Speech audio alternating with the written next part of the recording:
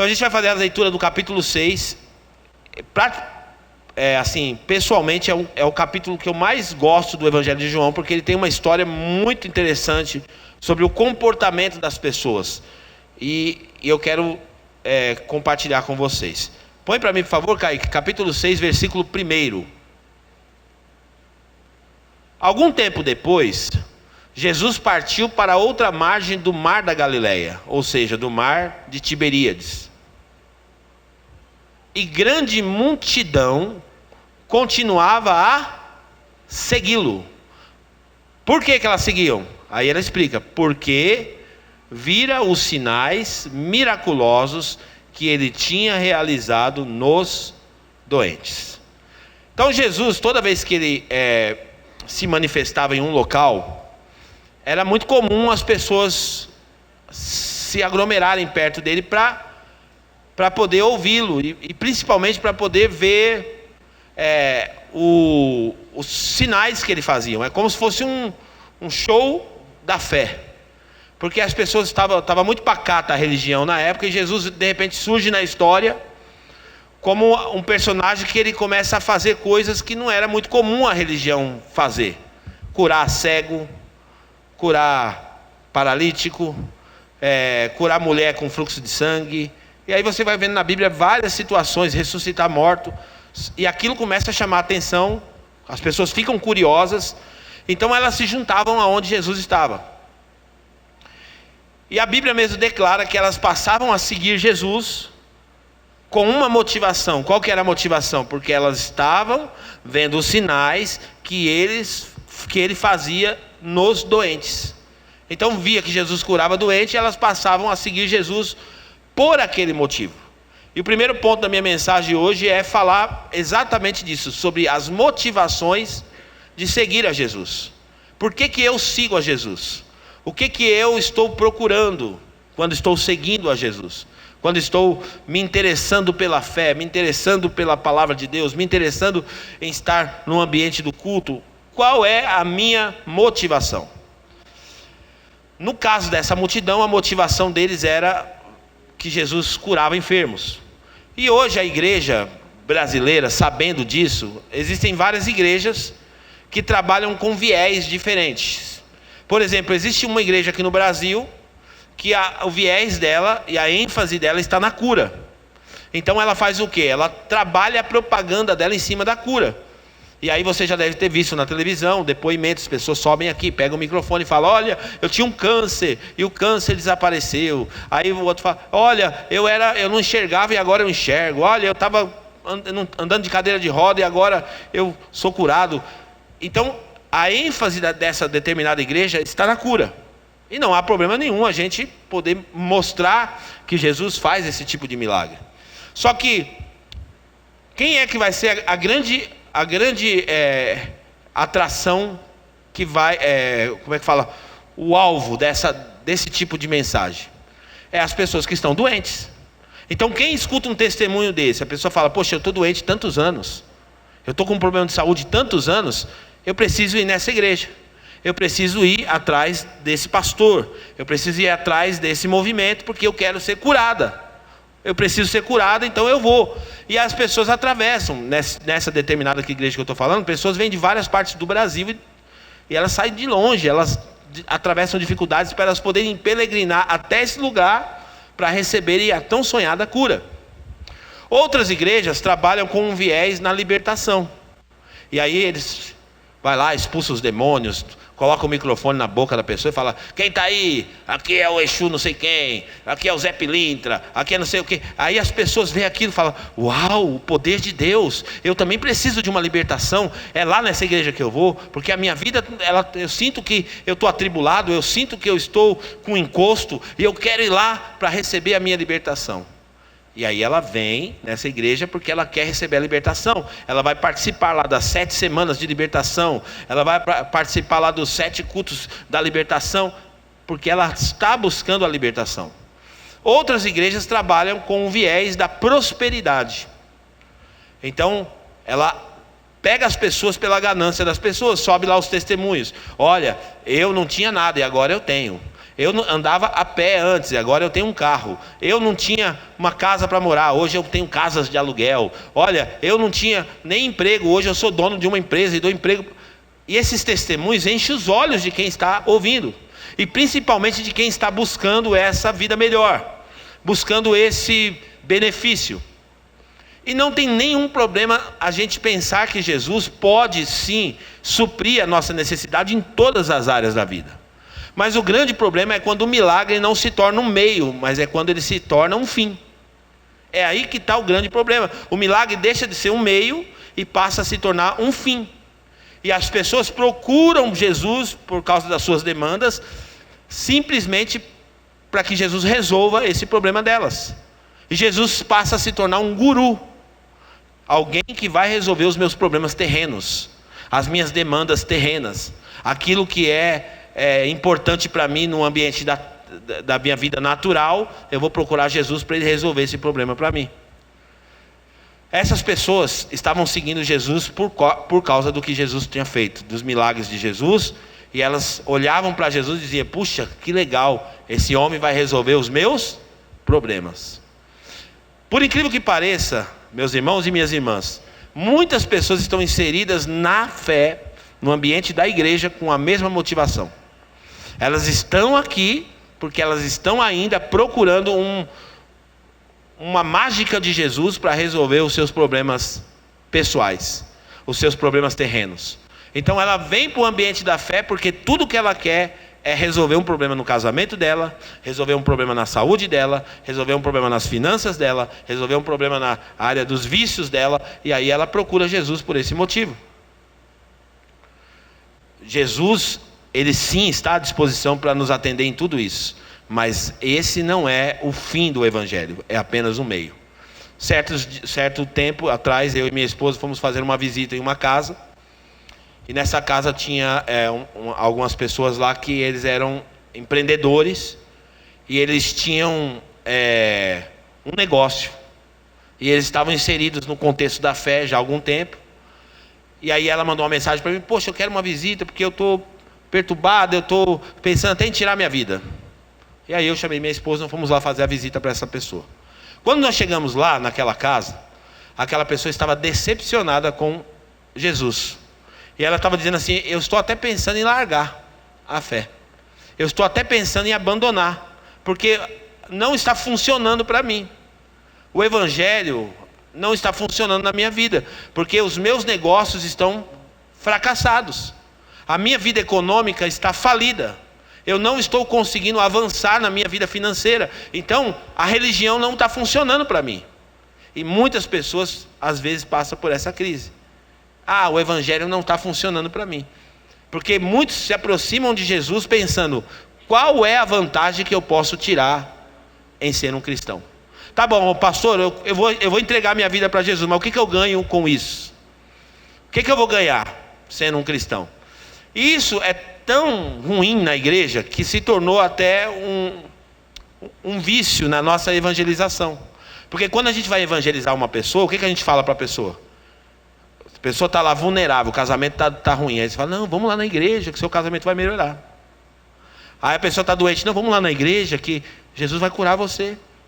A pessoa está passando por um problema de perturbação: vamos lá, Jesus vai libertar você. E a gente prega o Evangelho exatamente oferecendo para a pessoa o benefício do Evangelho, daquilo que o Evangelho pode oferecer para ela.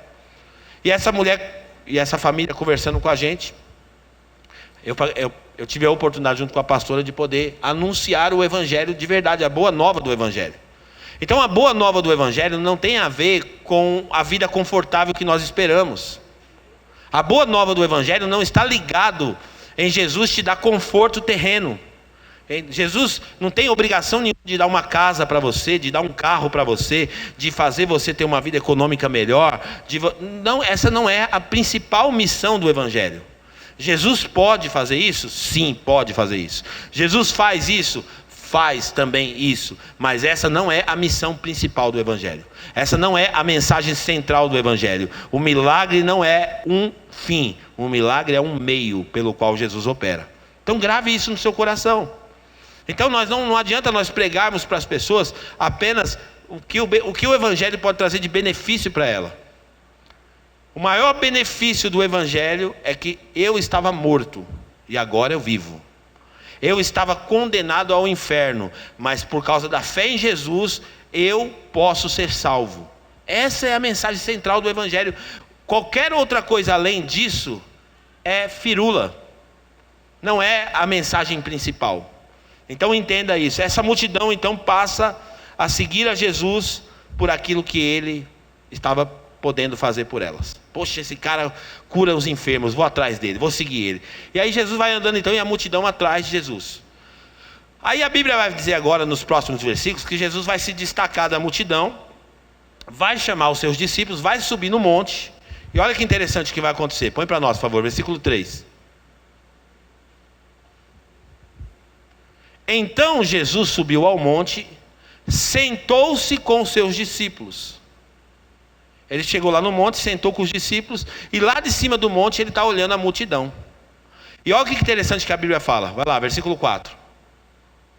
Estava próxima à festa judaica da Páscoa. Continua, 5. Levantando os olhos e vendo uma grande multidão que se aproximava, Jesus disse a Filipe: onde compraremos pão para esse povo comer? Sabe o que eu aprendo aqui nessa palavra? Que Jesus se importa com as minhas necessidades. A multidão não pediu pão para Jesus. A multidão não tinha pedido até o momento comida para Jesus. Mas Jesus olhou para a multidão e percebeu que a multidão precisava de comida. Precisava se alimentar. Eu aprendo junto com você nessa noite que Jesus se importa sim com as nossas necessidades.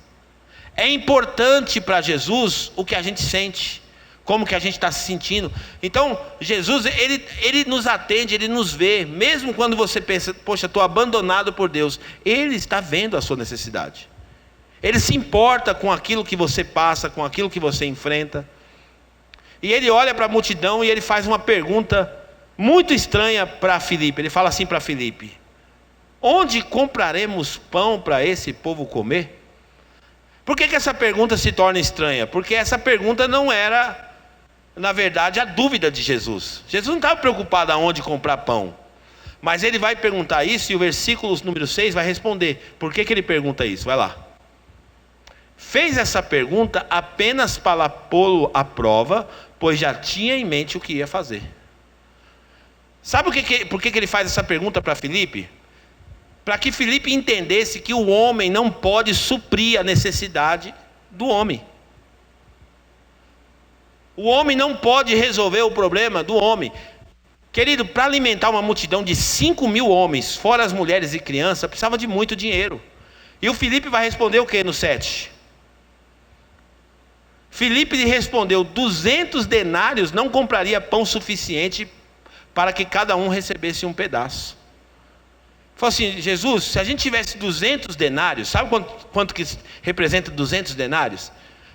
Representava meio ano de trabalho da época. Meio ano de trabalho não daria para comprar pão para todo mundo e todo mundo comer apenas um pedaço. É isso que ele está dizendo, não tinha condição. Ou seja, não tem como o homem suprir uma necessidade que só Deus pode suprir. Às vezes a gente coloca a nossa expectativa nas pessoas, que as pessoas vão resolver os nossos problemas, que as pessoas vão atender as nossas demandas. Existem coisas da nossa vida que só Deus é que pode fazer. E nós precisamos de verdade aprender a viver nessa dimensão de confiança com Deus. É muito romântico você ler na Bíblia assim: o justo viverá pela fé. O justo vai viver da fé. Mas na prática isso é mais difícil do que você pensa. Porque viver pela fé é viver realmente na confiança de que Deus está cuidando. Viver pela fé, eu posso afirmar para você que é uma grande aventura. Por que aventura, pastor? Porque você não sabe o que vai acontecer. Mas lembra que Jesus falou assim? Ele pergunta para Filipe, só para pôr Filipe à prova. Por quê? Porque ele já sabia o que ia fazer. Quero dizer uma coisa para você: Jesus já sabe o que vai fazer acerca da sua necessidade. Ele já sabe. Ele já tem um plano, ele já tem um propósito, fica tranquilo. Só que o que Jesus quer de mim e quer de você? Ele quer que eu e você aprenda a viver numa dimensão de confiança nele. E confiar em Deus é muito difícil. Confiar em Deus não é uma coisa que acontece do dia para a noite. Uma vez eu contei uma historinha e vou repetir aqui. Diz que tinha um homem, que esse homem ele era muito bom com equilíbrio, ele era um equilibrista. E ele amarrou uma corda num precipício, numa ponta, e na outra ponta do outro precipício. Então, no meio da onde essa corda ia passar, ele atravessava ali, sem nenhum equipamento de segurança. Ele subia na corda e ele ia atravessando. E toda vez que ele ia fazer isso, juntava muita gente para ver aquele espetáculo dele. Todo mundo olhava e ficava admirado, porque era um show. Uau! Que cara louco! E ao mesmo tempo que cara inteligente, e ao mesmo tempo que cara impressionante. E ele atravessava a corda. E aquela multidão lá embaixo vibrava. Aplaudia quando ele chegava até o final, aplaudia. E ele fazia dinâmicas com a multidão, dizendo assim: será que eu consigo ou não consigo, gente? Aí a multidão falava: você consegue, você consegue. Aí ele falava de novo: olha, eu não sei, será que eu vou ou não vou? Aí quando chegava no meio, dava uma balangada assim. E aí o pessoal: você consegue, vai, você consegue. E ele atravessava aquilo, e no final sempre era um show. E aí aquela multidão estava acostumada a ver ele ali, sempre fazer isso. E um dia ele propôs um desafio com a multidão. Ele falou assim: quantos aqui acreditam que eu posso passar essa corda? Aí todo mundo falou assim: você consegue, você consegue. Ficaram... Aí ele pegou, daqui a pouquinho ele puxou do canto assim um carrinho de mão. Ele falou: dessa vez eu vou fazer diferente, eu vou passar com o carrinho de mão. Quem acha que eu consigo passar com o carrinho de mão? O pessoal falou: você consegue. E aí ele foi então com o carrinho de mão, ele passou com o carrinho de mão. Chegou até o outro lado, todo mundo aplaudiu. E ele falou: agora eu vou voltar. Quem acredita que eu posso voltar de novo com o carrinho de mão? O pessoal falou assim: você consegue. Ele falou: pô, então eu preciso de um voluntário para entrar no carrinho de mão. Quem tem coragem de entrar no carrinho de mão comigo? Andar com Deus é exatamente isso. Viver pela fé é exatamente isso. É você acreditar que Deus está governando todas as coisas. Quem quer entrar no carrinho de mão de Deus? Irmão, isso é sério. Às vezes Jesus vai convidar você para entrar no carrinho de mão. Então é muito romântico você dizer que você tem fé. Não, eu tenho fé, eu tenho muita fé, eu sou uma pessoa de muita fé. Mas na hora de você realmente operar e andar na fé, a gente trava. Quando a gente começa a atrasar uma conta, a gente já começa a pensar nas soluções que nós podemos arrumar. Onde que eu vou comprar pão para toda essa multidão? A gente pensa: como é que eu vou fazer para arrumar esse dinheiro? Vou ligar para o tio fulano, vou fazer um empréstimo no banco, vou não sei o quê. Aí a gente faz assim: tô doente, e agora o que eu vou fazer? Eu confio no doutor tal, eu quero o melhor médico dessa cidade para me atender. Aí a gente começa a criar as nossas soluções e colocar nossa expectativa em alguém para resolver as nossas demandas. O médico fulano de tal, ouvi falar, ele é muito bom, é nele que eu vou confiar. E isso pode ser muito perigoso. Então Jesus, ele olha para a sua necessidade, ele sabe do que você precisa. Olha que interessante, põe para mim por favor Mateus capítulo 6, versículo 25.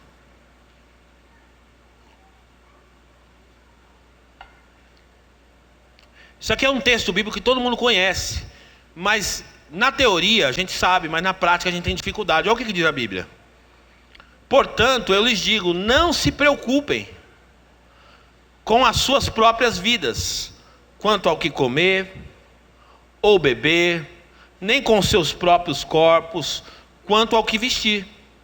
Não é a vida mais importante do que a comida, e o corpo mais importante do que a roupa? 26.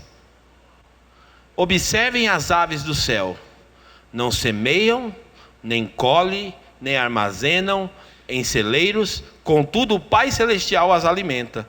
Não têm vocês muito mais valor do que elas? Gente, isso é impressionante. Sabe qual que é a fé que Jesus quer que você tenha? A fé do passarinho. Olha para o seu irmão e fala: você precisa ter a fé do passarinho. A fé do passarinho. A Bíblia está dizendo que passarinho não planta, passarinho não colhe, passarinho não armazena, passarinho não faz nada disso que o ser humano é acostumado a fazer. E mesmo assim não falta nada para o passarinho todo dia. Diz que tem uma historinha também. Hoje eu estou cheio das historinhas, mas vou contar mais uma. Diz que tinha 2 passarinhos conversando. Claro que você sabe que é uma história, que passarinho não conversa, né? Pelo menos na nossa língua não, pode ser que eles conversem na deles. Aí um passarinho pousou em cima de um fio, numa grande metrópole, viu aquela multidão andando para lá, andando para cá, andando para lá, andando para cá. E aí um passarinho falou assim, aí o outro passarinho falou: eu não sei, vai ver que eles não têm um Deus igual ao nosso. Exatamente isso.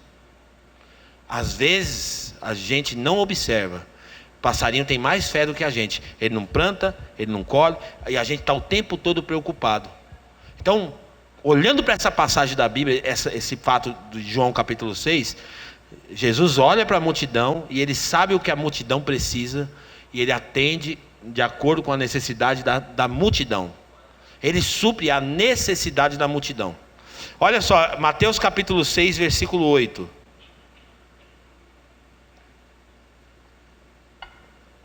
Aqui Jesus está ensinando a orar, nos versículos que vem depois desse.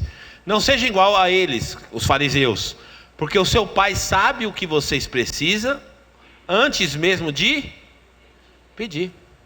Então Deus, Ele sabe do que a gente precisa. Então aprenda a descansar em Deus. Isso é ter fé. É descansar em Deus e falar assim: Deus está cuidando de mim. Eu não vou me desesperar, eu não vou perder a cabeça, eu não vou arrancar os cabelos. Deus está cuidando de mim. Eu recebo essa palavra no meu espírito. Deus está no controle da minha vida. Agora, por que viver na fé é uma grande aventura? Porque às vezes Deus faz umas pegadinhas com a gente. Qual que é as pegadinhas de Deus? Deus às vezes opera. Quem assiste futebol aqui de vez em quando? Levanta a mão.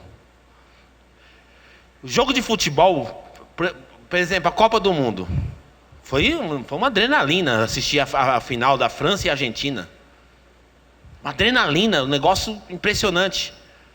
E às vezes você fala assim: o jogo está perdido, 45 do segundo tempo, o adversário vem e faz um gol. Como futebol, que surpresa, 45. É exatamente isso, viver da fé. Porque às vezes você fala: nossa, agora eu vou morrer, essa tribulação vai acabar comigo, essa luta vai me derrubar. Aí vem Jesus nos 45 do segundo tempo e responde você, meu irmão. Isso é lindo na fé. Só que é um exercício. Viver pela fé é um exercício, não é algo que você aprende do dia para a noite. Eu me lembro que eu mesmo sendo pastor, porque as pessoas falam: o pastor tem obrigação de ter fé. Não, eu sou ser humano igual você. Tenho dúvida igual você, tenho dificuldade igual você, normal. Mas no começo aqui, e aí a gente vai aprendendo. Por quê? Porque viver da fé é um aprendizado. Viver pela fé é uma caminhada. E no começo a nossa igreja aqui, ela sempre pagou aluguel caro e tal. Só que era muita tortura todo mês.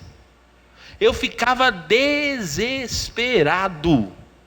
Desesperado. Quando vai chegando no final do mês, tinha que pagar o aluguel, tinha que pagar as despesas da igreja. Eu falava, eu tenho que resolver. Até carro meu eu vendi para pagar aluguel. Eu, desesperado, fui lá na agência, tinha ganhado um Honda Civic. Bonitão, prata, bonito o carro. Aí aquele mês foi um mês apertado. Eu falei: meu Deus, e agora? Eu fui rapidinho, falei: não, eu tenho que resolver, eu tenho que resolver. Fui ali no Vandré, quando você paga no carro, o cara falou tanto. Eu falei: meu Deus, porque você sabe que eles depreciam o carro da gente. Fui lá e vendi o carro. Querido, na outra semana entrou uma oferta na igreja.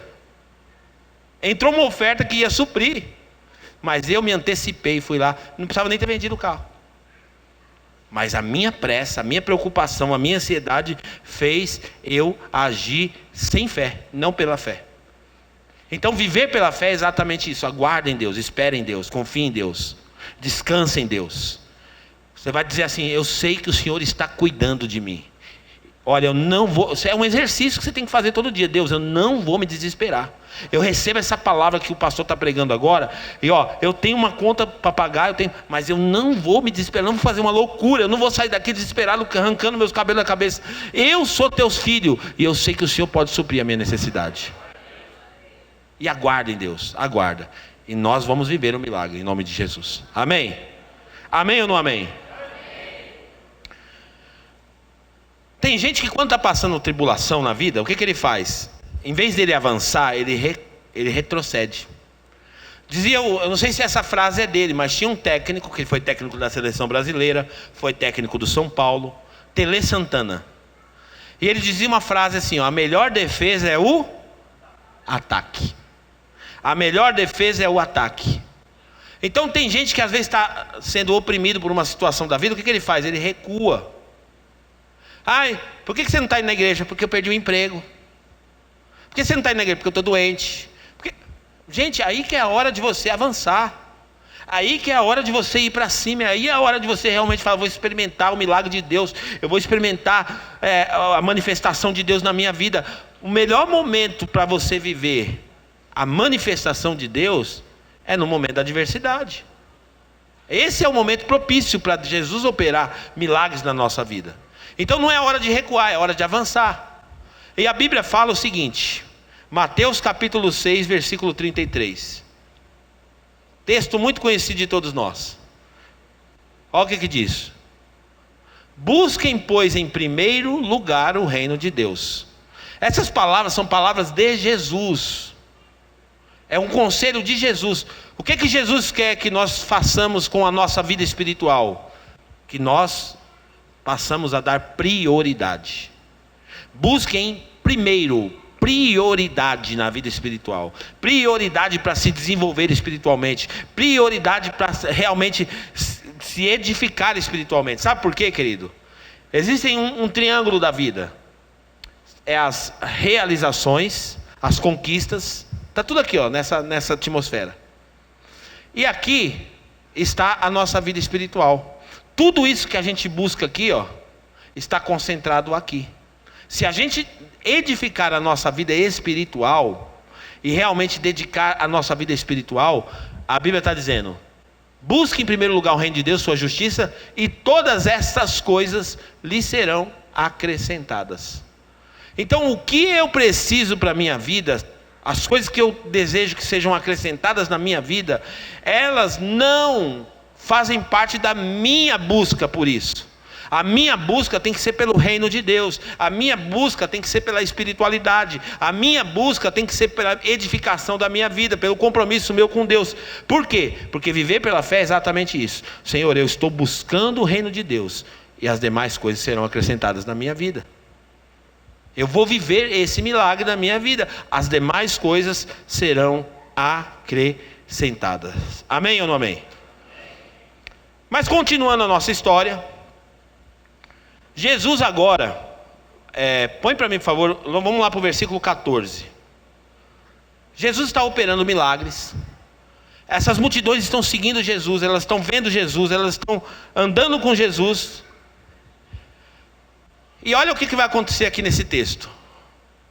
Só dando um contexto para você entender, tá? Quando Jesus vê a necessidade daquele povo, que aquele povo tinha fome, o que ele faz? Ele pega um pão, pega os pães, pega o peixe, ora, e aquilo se multiplica e vira um alimento para todo mundo. A Bíblia fala que 5.000 homens sentaram na grama, assim, no gramado, e os discípulos saíram distribuindo comida para todo mundo. Todo mundo comeu, a Bíblia fala que comeram, se saciaram, ficaram satisfeitos, e depois recolheram o que sobrou. 12 cestos de comida sobraram. Esse é o milagre de Jesus. Num ambiente onde não havia possibilidade. Os discípulos estavam preocupados. Poxa, onde a gente vai arrumar dinheiro para isso? Como? Então, quando essa multidão começa a ver tudo isso, essa multidão chega a uma conclusão. Olha a conclusão dessa multidão. Ele fala assim, depois de ver o sinal miraculoso que Jesus tinha realizado, o povo começou a dizer: sem dúvida este é o profeta que devia vir ao mundo. Só que a expectativa do povo em relação ao profeta, ao Messias, ao prometido de Deus, era uma expectativa terrena. Inclusive até hoje existe uma linha do povo judeu que não acredita no Jesus que nós acreditamos. Eles acreditam que o Jesus que vai vir, ele vai vir para ser um governante político, para resolver problemas terrenos, com cajado, com foice na mão, para aplicar justiça. E aí de repente Deus manda o filho dele, simples, nasce num lar pobre, numa manjedoura, alguém com uma mensagem de amor, uma mensagem pacífica. O pessoal fala, não, esse aí não, esse aí a gente não quer não, a gente quer um líder bravo. Então eles estão vendo Jesus realizar os milagres, eles falam, esse aí deve ser o profeta que nós estamos esperando. Só que olha a motivação deles, vai lá, próximo versículo. Sabendo Jesus que pretendiam proclamar rei à força, retirou-se novamente sozinho para o monte. Então o que esse povo queria fazer? Pegar Jesus, colocar uma coroa na cabeça dele à força e dizer, agora a gente tem um rei justo, tal. Jesus, quando vê a motivação deles, Jesus sai pela tangente, fala, opa. Por quê? Porque eles queriam transformar Jesus em um líder político. Queridos, às vezes nós vivemos a nossa vida terrena aqui e a nossa expectativa está no que os homens podem fazer. A igreja agora nas últimas eleições, ela se perdeu de uma forma tão horrível, porque ela colocou expectativa em uma figura política. Nossa, agora ele vai ganhar, agora vai acontecer isso, agora nossa, não sei o que, agora isso. Gente, essa não é a vibe da igreja. A igreja não precisa de um líder político, a igreja já tem um líder. A igreja não precisa de um líder político, ela já tem o seu líder, Jesus sentado no trono, governando as nossas vidas, independente do governo A, do governo B, do governo C, do governo D. É difícil viver nessa atmosfera de fé, mas é assim que Jesus quer que você viva. Não é olhando para o cenário político, nossa, agora a minha vida vai mudar, se esse político ganhar, se essa lei for aprovada, se a moeda agora for mudada, agora se eu mudar para os Estados Unidos eu vou prosperar, a gente sempre está procurando um jeitinho para resolver as nossas demandas, e jeitos que estão vinculados às coisas terrenas. Então esse povo queria fazer de Jesus um rei político. Eu não sei se você sabe por que Judas traiu Jesus, mas eu vou te contar a história do que aconteceu. Quem aqui já maiou o Judas quando era moleque, garoto? Eu brincava disso, hein? A gente fazia um bonecão lá, colocava uma calça, enchia de coisa lá dentro, aí saía na rua e amarrava no poste, batia e queimava. Era essa a ideia, né, de malhar o Judas. Tinha um dia lá, tem até hoje isso aí, né? Tem gente que pratica isso, não tem? Tem um dia lá do ano lá que é o dia de malhar o Judas. Mas o Judas, ele tem a sua participação na história. E também não é usando meios humanos que a gente vai punir o Judas. Vamos bater no Judas porque ele traiu Jesus. A gente traz Jesus todo dia, então a gente merece apanhar também. Agora olha só. O Judas esperava em Jesus um líder político. A expectativa de Judas, e não só de Judas, os outros discípulos também tinham confusão em relação ao papel de Jesus. Lembra quando eles começam a discutir assim? Quem é o maior no reino? Deixa eu sentar à direita, deixa eu sentar à esquerda. Porque eles imaginavam que Jesus ia subir no trono, lá em Roma, ia tirar o governante e ia assumir o lugar. Essa era a expectativa. Só que aí 3 anos eles andando com Jesus, Jesus fazendo milagre, o povo do lado de Jesus estava bem diante da opinião pública, popular demais. Aí no finalzinho, quando Jesus está para morrer, ele senta com o pessoal e começa a conversar com o pessoal. Olha, eu vou morrer. Olha, eu vou para a cruz. E ele começa a explicar. E aí, para Judas aquilo simbolizou fraqueza. Não, mas esse é o nosso líder? Um cara fraco desse? Está pensando em morrer? Não. Aí o Judas pensa assim, eu não acredito que eu perdi 3 anos da minha vida seguindo esse cara. O diabo entrou nele, né? A Bíblia fala que o diabo entrou nele. Eu não acredito que eu perdi 3 anos da minha vida seguindo esse cara. E eu não vou ganhar nada, porque na cabeça de Judas, olha só. Quem seria Judas no governo de Jesus? O Zé Disseu. É verdade. Ministro da Fazenda. Ele seria alguém que ia cuidar do dinheiro, porque desde quando ele está andando com Jesus, do que ele cuida? Do dinheiro. Ele já era ladrãozinho, já roubava, essas coisas não são novas. E ele pensa, quando Jesus virar rei, eu vou ser o primeiro ministro da fazenda e vou ganhar dinheiro. Vai ser legal isso daí. Só que quando Jesus fala, vou morrer, ele fala, não é possível que eu vou ficar no prejuízo. 3 anos andando com ele, e agora ele vem com essa conversinha de morrer. Não. Ele vai lá, participa da ceia. Jesus falou, pode ir embora, vai lá fazer o que você tem que fazer. Ele levanta e ele vai até os fariseus. Chega lá para o fariseu e faz um acordo com os caras. Fala assim, vocês estão atrás de Jesus, não estão? Estamos. Vocês não sabem quem é ele ainda direito, né? Não sabem, vocês são tudo parecidos, eu sei. Então vamos fazer um combinado. Eu vou entregar eles para vocês. Só que eu quero 30 moedas. Eu quero, pelo menos, tirar o atraso. Caminhei 3 anos com ele e não ganhei nada, não. 30 moedas de prata, eu entrego ele. E aí, Judas então vai até o jardim do Getsêmani, junto com os soldados. E aí é onde ele dá o beijo em Jesus, para identificar quem era Jesus. Quando ele beija Jesus, os soldados falam, aquele é Jesus. E vai lá e prende Jesus. Então Judas esperava um líder político. Querido, às vezes nós estamos olhando para Jesus apenas na esfera terrena. Às vezes a gente está interpretando Jesus na nossa caminhada cristã como um líder político, para resolver as nossas questões morais, sociais. Não é essa a expectativa que a gente precisa ter em Jesus, a gente vai descobrir daqui a pouco. Então, essa multidão passa a seguir Jesus com esse viés, olhando, vamos fazer ele um rei. Vamos lá para o versículo 25, por favor. Não, versículo 22, desculpa, Samuca.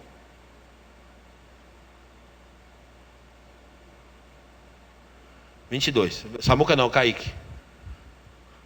No dia seguinte, a multidão que tinha ficado do outro lado do mar percebeu que apenas o barco estivera ali e que Jesus não havia entrado nele com os seus discípulos, mas que eles tinham partido sozinhos. Por quê? Lembra que eu falei? Quando Jesus ficou sabendo que eles queriam proclamar Jesus rei à força, Jesus deu um perdido neles e desapareceu. Jesus desapareceu, não falou nem tchau nem para os discípulos. Jesus sumiu em algum lugar, foi orar, não sei o que ele foi fazer. Os discípulos perceberam que Jesus não voltava. O que os discípulos fizeram? Já está passando a hora, Jesus não voltou, vamos pegar o barco, vamos atrás dele, estava ali perto do mar mesmo. Entraram no barquinho os discípulos e foram atrás de Jesus.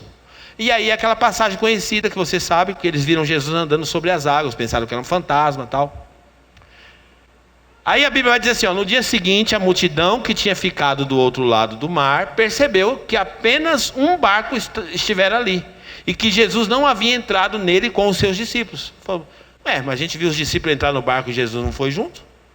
Tem alguma coisa estranha. Onde é que está Jesus? Para onde que Jesus está? Vamos lá, versículo 23. Então alguns barcos de Tiberíades aproximaram-se do lugar onde o povo tinha comido o pão após o Senhor ter dado graças. Porque o que está acontecendo? A tarde está se acabando. Os pescadores estão voltando com os seus barcos, vão estacionando os barcos ali na beira do mar. A multidão percebe, poxa, Jesus não entrou no barco com eles. Vamos fazer o seguinte, vamos atrás de Jesus. As multidões então começam a se dividir nos barcos e eles entram dentro do barco, vai lá, continua. Quando a multidão percebeu que nem Jesus e nem os discípulos estavam ali, entrou nos barcos e foi para Cafarnaum em busca de Jesus. Uma boa coisa, buscar Jesus. Eles foram buscar Jesus, entraram no barco e saíram para buscar Jesus. Quando eles estão lá buscando Jesus, procurando Jesus, dentro do barco, remando ali, não sei como eles estavam fazendo, mas eles estavam com uma motivação legal, buscar Jesus. Porque buscar Jesus não é uma boa coisa, sim ou não? Sim, buscar Jesus é uma coisa boa. Mas vamos ver como Jesus vai interpretar essa busca. Vai lá, 25. Quando encontraram do outro lado do mar, perguntaram, ô mestre, como você chegou aqui? Porque eles ficaram curiosos. A gente não viu você entrar no barco, a gente não viu para onde você foi, e agora a gente encontrou o Senhor. Como você chegou aqui? E aí Jesus agora vai confrontar a motivação deles, gente. Essa passagem é muito forte. Olha, vamos lá. Jesus respondeu, a verdade é que vocês estão me procurando, não porque viram os sinais miraculosos, mas porque comeram os pães e ficaram satisfeitos. Vocês estão atrás de mim, não é porque vocês reconhecem que eu sou enviado de Deus, não é porque vocês reconhecem que eu sou o Filho de Deus, que vim para salvar o mundo do pecado. Quando João Batista viu Jesus, o que ele falou? Eis aí o Cordeiro de Deus que tira o pecado do mundo. E Jesus está falando, não é por causa disso que vocês estão atrás de mim. Vocês estão atrás de mim porque vocês estão olhando para mim e enxergando um guru para resolver os problemas terrenos de vocês. Vocês estão atrás de mim por causa de comida. Vocês estão atrás de mim porque vocês estão pensando, poxa, além dele curar enfermo, ele também multiplica pão e peixe. Nossa vida está resolvida. Um líder assim, uau, que maravilha. Não vamos precisar trabalhar nunca mais.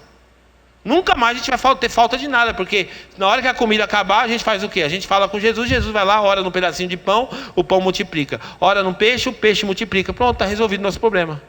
Só que Jesus não está muito afim de ter gente assim seguindo ele. Qualquer pastor gostaria, nem ligaria para isso. Porque o pastor às vezes gosta da igreja cheia, da multidão, mas Jesus não está preocupado com isso. Jesus não está preocupado em que as pessoas sigam a ele com motivações erradas. Fala, não quero, gente seguindo eu com essa expectativa não serve.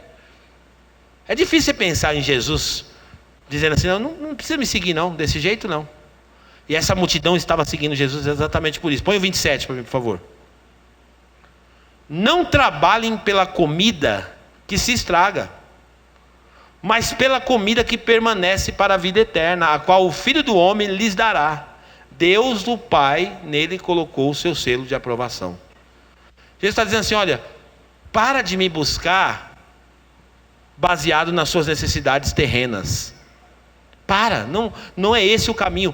Vocês precisam me buscar para resolver o problema da alma de vocês, para suprir a necessidade da alma de vocês. Porque a comida que você come hoje, amanhã você vai sentir fome de novo. A água que você bebe hoje, amanhã você vai sentir sede de novo.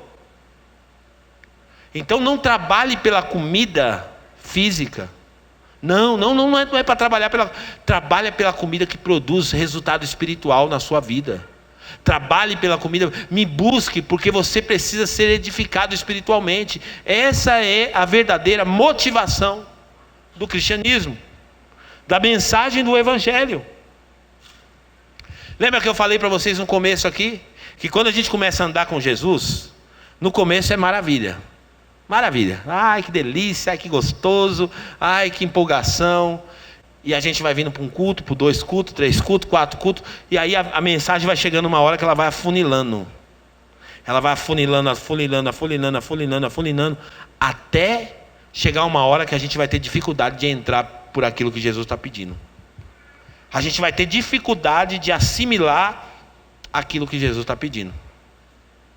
E olha o que aconteceu com a multidão, do mesmo jeito. Enquanto Jesus estava curando enfermo, enquanto ele estava multiplicando pão, enquanto ele estava multiplicando peixe, enquanto ele estava fazendo isso, o que a Bíblia vai dizer? Põe lá para mim, no versículo 60 agora. 6,60, vamos lá. Ao ouvirem isso, muitos dos seus discípulos disseram, dura é essa palavra. Quem consegue ouvi-la?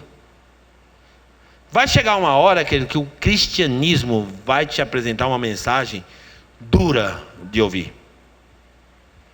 Vai chegar uma hora que você vai se deparar com uma mensagem do Evangelho que vai ser dura de ouvir. O Evangelho vai pedir para você coisas que você não está disposto a entregar. O Evangelho vai te pedir, a gente faz o quê? A gente fala com Jesus, Jesus vai lá, ora num pedacinho de pão, o pão multiplica. Ora num peixe, o peixe multiplica. Pronto, está resolvido o nosso problema. Só que Jesus não está muito afim de ter gente assim seguindo ele. Qualquer pastor gostaria, nem ligaria para isso. Porque o pastor às vezes gosta da igreja cheia, da multidão, mas Jesus não está preocupado com isso. Jesus não está preocupado em que as pessoas sigam a ele com motivações erradas. Fala, não quero, gente seguindo eu com essa expectativa não serve. É difícil você pensar em Jesus dizendo assim, não precisa me seguir não, desse jeito não. E essa multidão estava seguindo Jesus exatamente por isso. Põe o 27 para mim, por favor. Não trabalhem pela comida que se estraga, mas pela comida que permanece para a vida eterna, a qual o Filho do Homem lhes dará. Deus, o Pai, nele colocou o seu selo de aprovação. Jesus está dizendo assim: olha, para de me buscar baseado nas suas necessidades terrenas. Não é esse o caminho. Vocês precisam me buscar para resolver o problema da alma de vocês, para suprir a necessidade da alma de vocês. Porque a comida que você come hoje, amanhã você vai sentir fome de novo. A água que você bebe hoje, amanhã você vai sentir sede de novo. Então não trabalhe pela comida física. Não é para trabalhar trabalha pela comida que produz resultado espiritual na sua vida. Trabalhe pela comida, me busque, porque você precisa ser edificado espiritualmente. Essa é a verdadeira motivação do cristianismo, da mensagem do Evangelho. Lembra que eu falei para vocês no começo aqui, que quando a gente começa a andar com Jesus, no começo é maravilha. Maravilha, ai que delícia, ai que gostoso, ai que empolgação. E a gente vai vindo para um culto, para 2 cultos, 3 cultos, 4 cultos. E aí a mensagem vai chegando uma hora que ela vai afunilando. Ela vai afunilando, até chegar uma hora que a gente vai ter dificuldade de entrar por aquilo que Jesus está pedindo. A gente vai ter dificuldade de assimilar aquilo que Jesus está pedindo. E olha o que aconteceu com a multidão, do mesmo jeito. Enquanto Jesus estava curando enfermo, enquanto ele estava multiplicando pão, enquanto ele estava multiplicando peixe, enquanto ele estava fazendo isso, o que a Bíblia vai dizer? Põe lá para mim, no versículo 60 agora. 6,60, vamos lá. Ao ouvirem isso, muitos dos seus discípulos disseram: dura é essa palavra. Quem consegue ouvi-la? Vai chegar uma hora que o cristianismo vai te apresentar uma mensagem dura de ouvir. Vai chegar uma hora que você vai se deparar com uma mensagem do Evangelho que vai ser dura de ouvir. O Evangelho vai pedir para você coisas que você não está disposto a entregar. O Evangelho vai pedir para você fazer coisas que você não está disposto a fazer. Quando a mensagem genuína do Evangelho é pregada a nós, vai chegar um momento da nossa vida que a gente vai precisar fazer uma escolha muito difícil. E essa escolha vai culminar em 2 lugares. Ou a gente decide em passar pelo lugar apertado, ou a gente decide retroceder e dizer: não, é muito difícil caminhar com Jesus. É muito difícil seguir isso que a palavra de Deus está falando. Porque o Evangelho, a gente vai aprender isso no decorrer dessa série. O Evangelho, ele é contra a cultura do mundo. O Evangelho é assim: você toma um tapa, humanamente falando, a gente quer dar outro. Mas o Evangelho diz: não, você vai virar a face. O Evangelho diz assim: você precisa perdoar. O Evangelho diz assim: ó, você tem que andar a 2ª milha. O Evangelho diz assim: ó, aprenda a sofrer o prejuízo, o dano. Esse é o Evangelho de Jesus. E essa é a parte difícil do Evangelho. Essa é a parte difícil do discipulado. Ser discipulado por Jesus é extremamente desafiador. Então a multidão começa a comentar entre eles: poxa, essa palavra está difícil demais, é complicado demais. Porque Lucas capítulo 9, versículo 23, 9 e 23 de Lucas, é exatamente isso aqui, é o Evangelho. Jesus dizia a todos: se alguém quiser acompanhar-me, negue-se a si mesmo, tome diariamente a sua cruz e siga-me. Essa é a mensagem do Evangelho mais difícil. Eu preciso negar a mim mesmo. E é interessante aqui a fala do evangelista aqui do Lucas, que ele fala assim, ó: tome diariamente. Porque o Evangelho é decisão diária. É todo dia decidindo, todo dia você dizendo assim: não é a minha vontade, é a vontade de Deus. Nego a minha vontade, nego o meu querer, nego o que eu estou querendo fazer. Eu queria, na verdade, fazer uma coisa, mas eu vou me negar para fazer a vontade de Deus. Negue a si mesmo e siga-me. Continua o 24. 24. Pois quem quiser salvar a sua vida, Porque é isso que a gente quer. O que a gente faz, gente? A gente é espertinho. Não adianta, nós somos espertinhos, a gente quer salvar a vida da gente. Por isso que a gente muda de país, porque a gente muda de cidade, porque a gente quer a facilidade. Então a gente sempre está procurando conforto. Sempre está procurando um lugar mais confortável para a gente. Por quê? Porque a gente quer salvar a nossa vida terrena. Ah não, ali está pagando mais, eu vou... Tá... Não tem nada de errado com isso, mas a gente tem essa necessidade de querer salvar a nossa vida. Só que a Bíblia está dizendo assim, ó, quem quiser salvar a sua vida, a perderá. Porque às vezes a forma como a gente conduz a nossa vida para tentar escapar das exigências do cristianismo, porque hoje tem uma coisa que está acontecendo hoje no meio da fé, que é chamado relativismo. Então a gente pega a Bíblia e a gente relativiza a verdade para poder ficar confortável para nós. O apóstolo Paulo já tinha dito isso lá para Timóteo. Ele disse assim, ó, nos últimos dias sobrevirão tempos difíceis. Os homens, eles vão odiar ouvir a verdade. E eles vão o quê? Como comichão nos ouvidos, eles vão se cercar de gente que fala aquilo que eles querem ouvir. Então, quem quiser salvar a sua vida, a perderá. Mas quem perder a vida por minha causa, este a salvará. Então o evangelho é renúncia. Eu quero só mencionar esse personagem bíblico. Põe para mim, por favor, Marcos capítulo 10. Marcos capítulo 10. O pastor Tiago pregou sobre ele, o jovem rico. O jovem rico, o que aconteceu com ele? Ele estava vivendo uma vida confortável, com muito dinheiro, bastante prosperidade e tal. E ele se depara com Jesus. E ele faz uma pergunta para Jesus, por quê? Porque ainda que ele tivesse tudo aquilo de dinheiro, todo o patrimônio que ele tinha, ele ainda tinha dúvida acerca da salvação dele. Aí ele fala, Jesus, o que eu tenho que fazer para me salvar? Aí Jesus fala para ele, é simples, você tem que obedecer os mandamentos de Deus. Aí Jesus fala para ele, ó, você não pode matar, você não pode roubar, tem que respeitar seu pai e sua mãe, não pode adulterar. E quando Jesus fala para ele a questão das regras, ele fala assim, isso aí é fácil demais, poxa. Isso aí eu faço desde quando eu era garoto.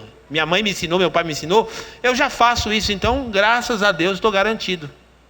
Aí Jesus fala para ele, calma aí, não acabei de falar ainda, você não deixou nem eu molhar o bico? Põe para mim versículo 21 e 22 do Evangelho de Marcos.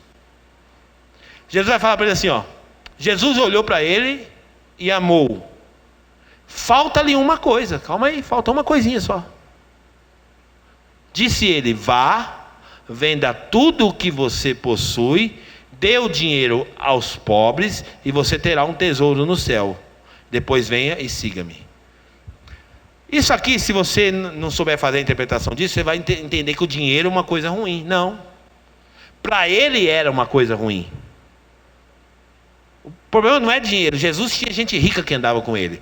Tinha José de Arimateia. A Bíblia fala que o ministério de Jesus foi patrocinado por mulheres ricas de muitas posses investindo no ministério de Jesus. Mas no caso desse jovem aqui, o problema dele é que o coração dele era dominado pelo dinheiro. O coração dele era governado pelo dinheiro. E sabe o que Jesus vai pedir para mim e para você? Exatamente aquilo que está concorrendo no seu coração. Para uns, ele vai pedir exatamente isso. Para outros, ele vai pedir outra coisa. Jesus teve até o cuidado de dizer, pega o dinheiro e dá para os pobres. Ele nem falou assim, traz o dinheiro aqui, para não levar a fama de pastor ladrão, né? Pega o dinheiro, dá para os pobres e vem e segue-me. Lembra que eu falei que o evangelho afunila? Exatamente isso aconteceu com o jovem rico. Chegou uma hora na mensagem, ele estava todo confortável. Nossa, que bom, isso aí eu sei fazer, eu já vou na igreja todo domingo, eu dou meu dízimo, e ele estava construindo a sua justiça própria. Mas chegou uma parte da mensagem que afunilou para ele. E quando ele ouve essa mensagem, olha o que ele faz no próximo versículo, põe aí para nós, 22.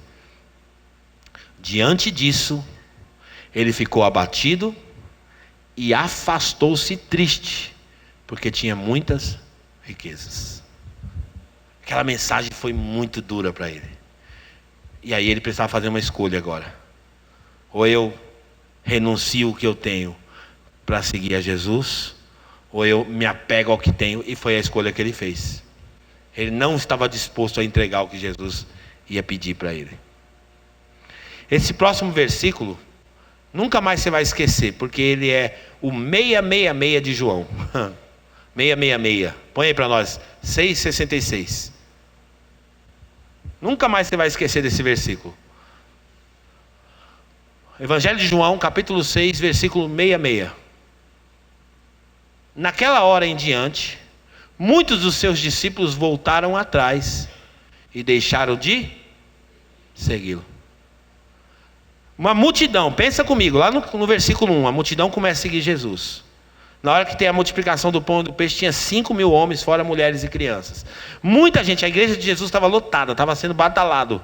E de repente, uma mensagem forte de Jesus, a igreja fez o quê? Esvaziou. Esvaziou, acabou a igreja. Todos os discípulos começam a abandonar. Sai um, sai outro, sai outro, sai outro, sai outro, sai outro, sai outro. Vai saindo todo mundo. Às vezes é o preço que tem que ser pago. Às vezes a igreja, nem sempre só porque a igreja é cheia, é sinônimo de que Deus está ali naquele lugar. Por quê? Porque na verdade a mensagem tem que ser pregada. O evangelho tem que ser anunciado, como ele é. E tem que afunilar sim. A mensagem do evangelho vai afunilar sim. Aqueles que resolverem passar pela porta estreita, pelo caminho estreito do cristianismo, eles vão acessar um outro patamar da vida com Deus. Então vai chegar uma hora que Jesus vai pedir algo para você. Eu não sei o que. De repente algumas pessoas aqui vão ter que fazer renúncias doídas. Meu Deus, não acredito. Porque quando alguma coisa começa a competir o nosso coração, quando alguma coisa começa a concorrer com Deus no nosso coração, vem Jesus e pede. Lembra de Abraão? Ele falou para Abraão: eu vou te dar um filho. Abraão teve o filho. Aquele garoto começa a concorrer o coração de Abraão. Aí o que Deus faz? Vai lá e pede para Abraão: agora eu vou pedir de volta o filho. Abraão fala: tudo bem, eu quero o Senhor, eu quero te obedecer. Abraão levanta o cutelo para sacrificar o filho. Deus fala: não faças tal coisa, porque agora eu sei que você me ama de verdade. Às vezes Deus vai pedir para você, não é para que você fique sem, é para você conhecer o teu coração. O teu próprio coração vai ser revelado. Então passaram a não seguir mais a Jesus. E aí Jesus, para acabar de chutar o pau da barraca, a multidão estava ali, os 12 discípulos permaneceram ali. Aí o versículo 67, põe para nós por favor, Kaique. Olha o que Jesus vai dizer.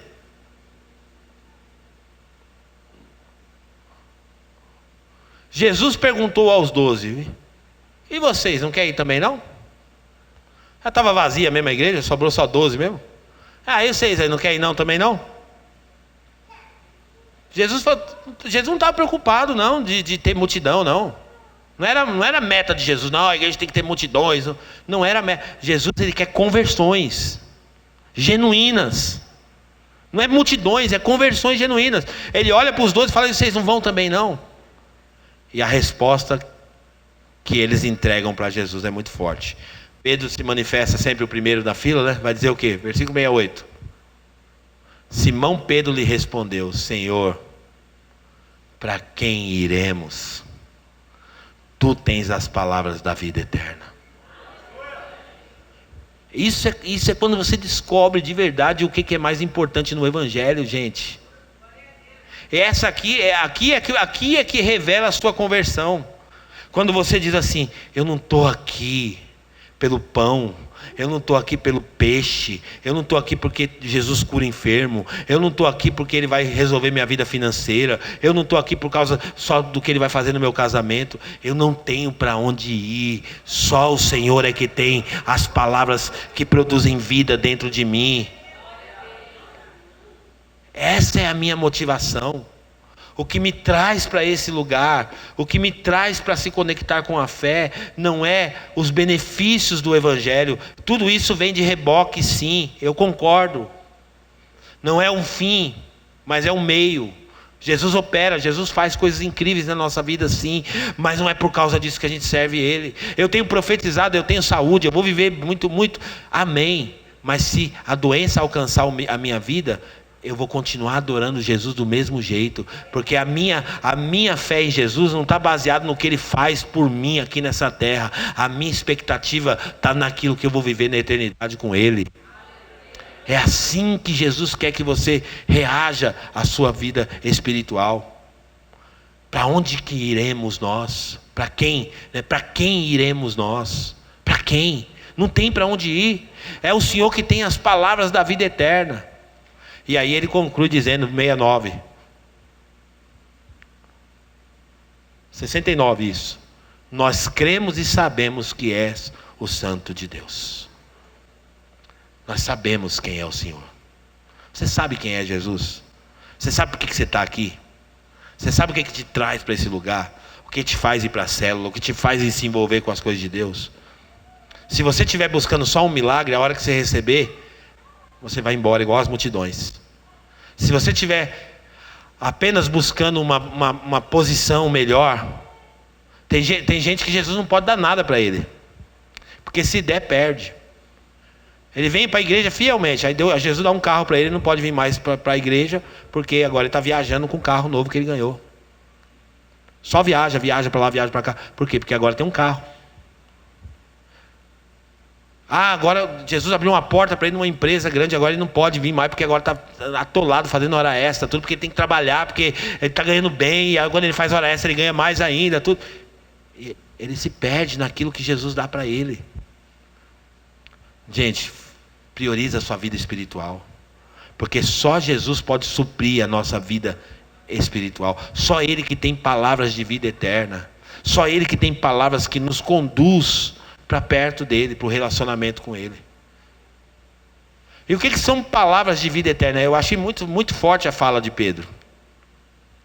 Palavras de vida eterna fala de eternidade. Hoje a igreja não tem mais pensado na eternidade. A gente vive como se Jesus não fosse mais voltar. A igreja não espera por Jesus. A igreja não está esperando Jesus voltar mais. A gente vive como se a nossa vida se resumisse nisso daqui. Queridos, nós precisamos esperar por Cristo todos os dias. O Rei está voltando. Pastor, eu escuto isso desde quando eu era pequenininho.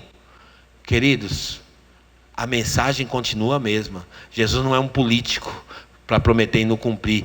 Tudo que Ele promete, Ele cumpre. E Ele disse, eu voltarei para meu povo. Os nossos olhos não estão na terra, os nossos olhos estão na eternidade. É lá que estão os nossos olhos. Mas enquanto isso, como que eu vou viver? Eu vou desfrutar de tudo que Deus proporcionar para mim. Eu vou desfrutar da vida abundante que Ele proporcionar aqui para mim na terra. Mas se Jesus falar assim para mim assim, vamos embora. Você fala, eis-me aqui, Senhor, estou pronto. Pode voltar. Tem gente que você fala assim, Jesus vai voltar amanhã. Ele fala, não, acabei de ser promovido no trabalho. Não. Jesus vai voltar amanhã. Não, pastor, eu estou com casamento marcado. Gente, Jesus vai voltar amanhã. Não, pastor, não, ainda não, porque eu estou comprando minha casa. Ele não consegue dimensionar que aquilo que está na eternidade é muito mais valioso do que está aqui. Gente, isso aqui é nada perto do que Ele tem reservado para nós. Nada. 1 Coríntios, capítulo 2, versículo 9.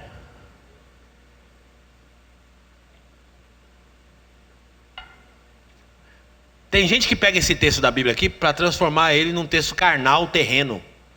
Isso aqui não está falando de coisas terrenas, gente. Não, o que o olho viu, não, o que o olho nenhum viu, ouvido nenhum ouviu, nem mente humana. Já estou imaginando o carro que Deus preparou para mim. Ele pega esse texto aqui e transforma em coisas terrenas. Olha, o que o olho nenhum viu, ouvido nenhum ouviu, e mente nenhuma imaginou, é o que Deus preparou para mim. Eu já sei, a minha casa vai ser a casa mais top que tem. Não é disso que o texto está falando, isso aqui está falando da eternidade, gente. O que Deus preparou lá do outro lado para nós, nos portais celestiais, olho nenhum viu, ouvido nenhum ouviu, mente nenhuma imaginou o que Deus preparou para aqueles que o amam. É isso que tem preparado para nós. Grave essa palavra aqui, O que Deus preparou preparou. Grave essa palavra, preparou. Porque esse verbo, a conjugação dele já está no futuro. Futuro? Não, no passado. Preparou. Agora olha só, João capítulo 14, põe para nós. Não é no passado. Preparou, velho, passado, obrigado. Obrigado, amor, pelas suas aulas de português. Não se turbe o coração de vocês, creiam em Deus e creiam também em mim. Vai, continua. Na casa do meu pai há muitos aposentos. Se não fosse assim, eu lhes teria dito: vou preparar-lhes lugar. Jesus foi preparar. Aí lá em Corinto a gente vê a declaração de Paulo dizendo que ele preparou, ou seja, já está pronto. Já está pronto. Nos aposentos celestiais. Continua, versículo 3.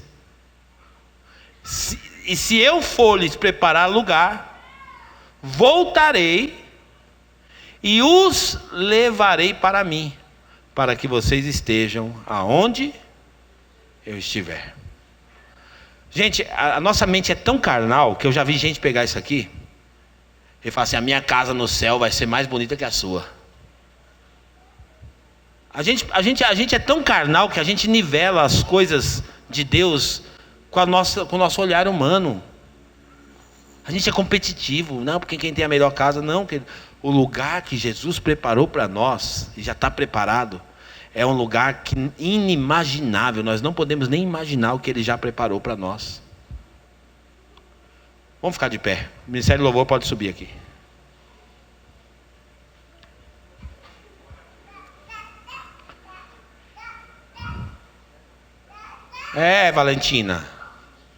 Valentina. Eita.